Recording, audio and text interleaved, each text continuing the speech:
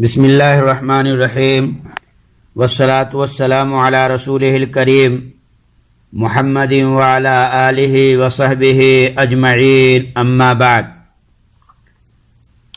محترم ناظرین گرامی وعزیزان ملت، آج کی نشست میں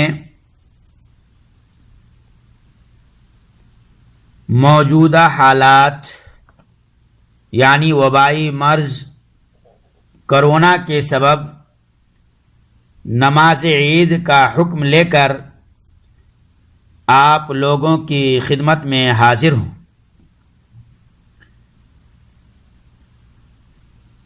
میرے اسلامی بھائیوں اور بہنوں، السلام علیکم ورحمۃ اللہ وبرکاتہ۔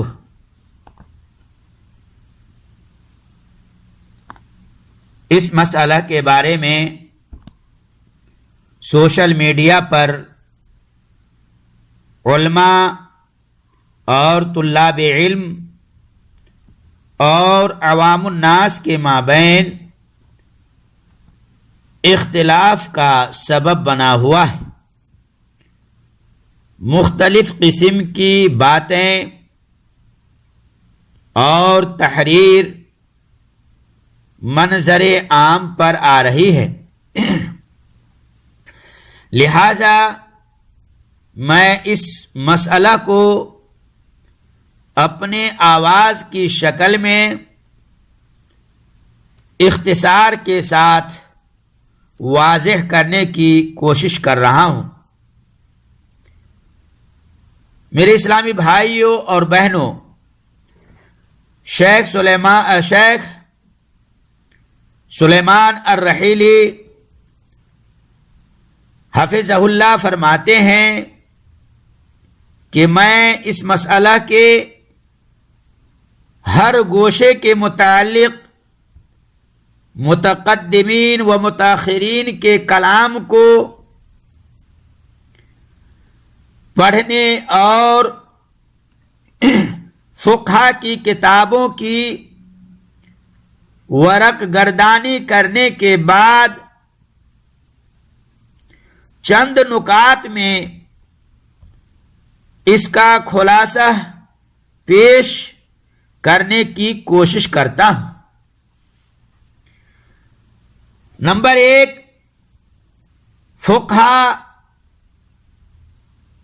فقہ مالکیہ، شافعیہ اور حنابلہ کی اکثریت اس بات کی طرف گئی ہے کہ جو کسی عذر کے سبب، جیسے کسی کی نماز فوت ہو جائے یا کوئی بیمار ہو جائے یا کوئی قیدی وغیرہ ہو، عیدگاہ میں نماز پڑھنے کی استطاعت نہ رکھتا ہو تو گھر میں نماز پڑھے گا۔ ان کی دلیل انس رضی اللہ عنہ کا وہ اثر ہے جس میں انہوں نے اپنے اہل خانہ کو جمع کیا اور اپنے غلام ابن ابی عتیبہ کو حکم دیا کہ وہ انہیں شہر والوں کی طرح عید کی نماز پڑھائے اور اس طرح تکبیر زائد کا اہتمام بھی کرے۔ نمبر 2، اس اثر سے معلوم ہوتا ہے کہ انس رضی اللہ عنہ شہر بصرہ سے دور زاویہ نامی مقام پر رہتے تھے۔ جب وہ شہر بصرہ میں عید کی نماز میں شرکت نہیں کر پائے تو اپنے گھر والوں کے ساتھ اسی طرح عید کی نماز ادا کرتے جیسا کہ امام ادا کرتے ہیں۔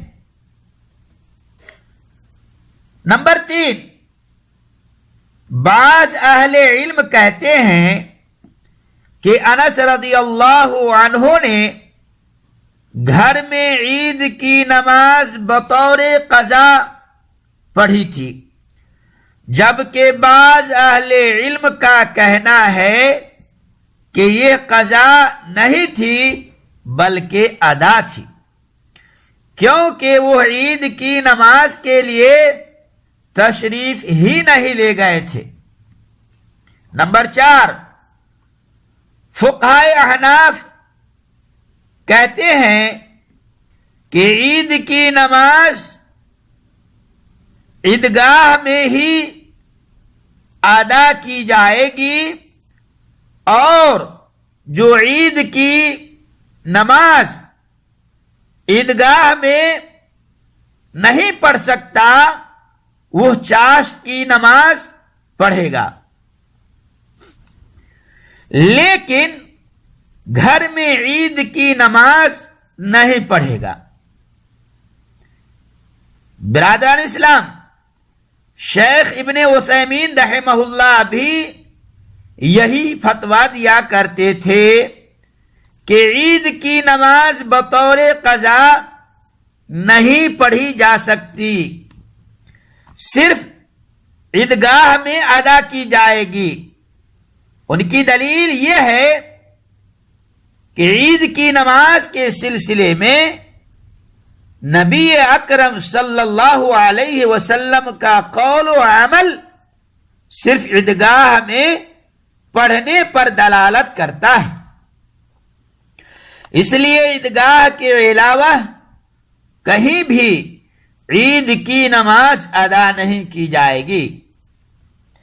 نمبر 5، ابن تیمیہ رحمہ اللہ فرماتے ہیں کہ جو عیدگاہ جانے کی استطاعت رکھتا ہو اسے گھر میں عید کی نماز نہیں پڑھنا چاہیے، البتہ جو قید یا بیمار یا کسی اور وجہ سے عیدگاہ میں حاضر ہونے پر قادر نہ ہو وہ گھر میں 4 رکعت نماز ادا کرے گا۔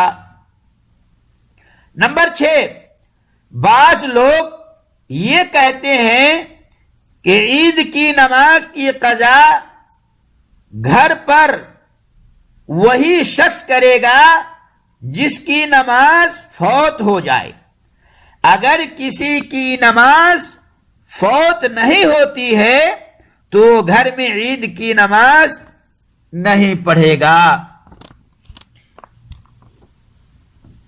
میرے اسلامی بھائیوں اور بہنوں، شیخ سلیمان الرحیلی حفظہ اللہ فرماتے ہیں کہ فقہا کے کلام کا خلاصہ یہ ہے کہ عید کی نماز گھر میں پڑھی جا سکتی ہے، اس میں کوئی حرج نہیں ہے، اور جس نے گھر میں عید کی نماز پڑھی اس کی نماز ادا ہو گئی، اور امید ہے کہ وہ اس نماز کی برکت سے محروم نہیں ہوگا۔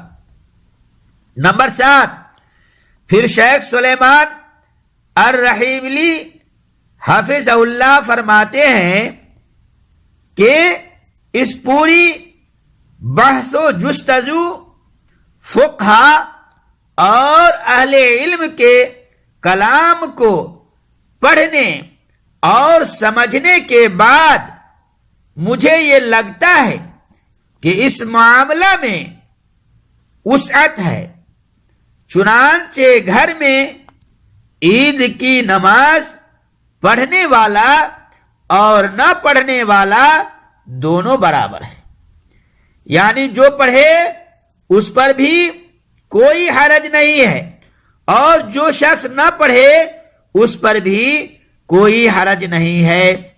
الحمدللہ اس معاملے میں وسعت ہے.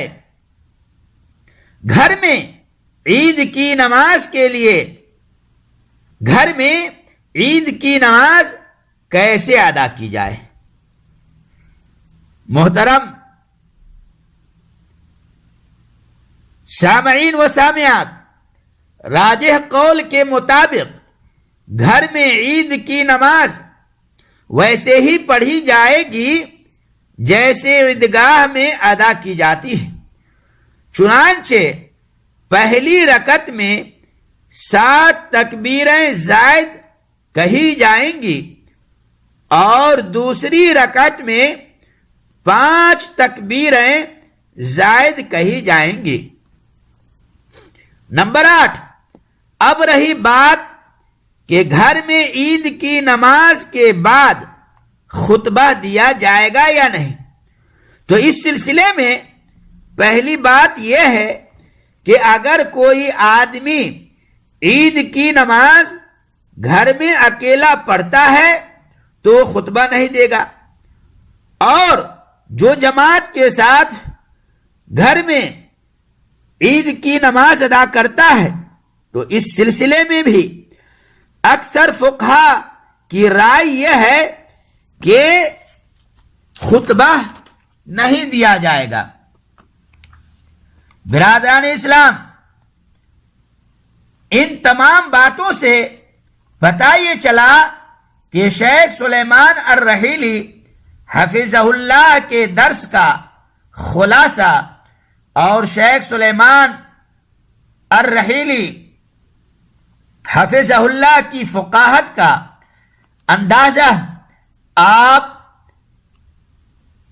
اس بات سے لگا سکتے ہیں کہ بعض مسائل نازلہ میں کبار علماء ان کی طرف رجوع کرنے کا مشورہ دیتے ہیں.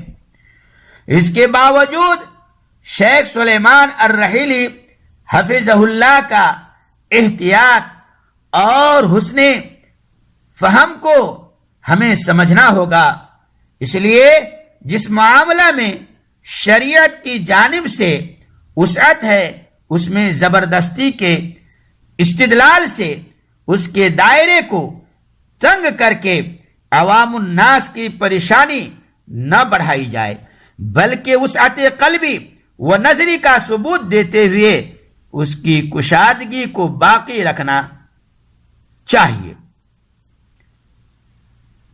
تو ان ساری باتوں سے پتہ یہ چلا کہ جو آدمی کسی عذر کی وجہ سے اگر عیدگاہ وغیرہ میں یا مسجد میں عید کی نماز نہیں ادا کر سکے تو گھر میں عید کی نماز 2 رکعت ادا کر لے. اور اگر جو آدمی عید کی نماز گھر میں نہ ادا کرے تو وہ بھی درست ہے، بلکہ چاشت کی نماز ادا کر لے. حقیقت واللہ عالم بالصواب. اللہ تعالیٰ سے دعا ہے کہ اللہ تعالیٰ ہم تمام مسلمان بھائیوں کو ان ساری باتوں پر سننے سے زیادہ عمل کرنے کی توفیق عطا فرمائے. آمین. وصلی اللہ علی نبینا محمد. والسلام علیکم ورحمۃ اللہ وبرکاتہ.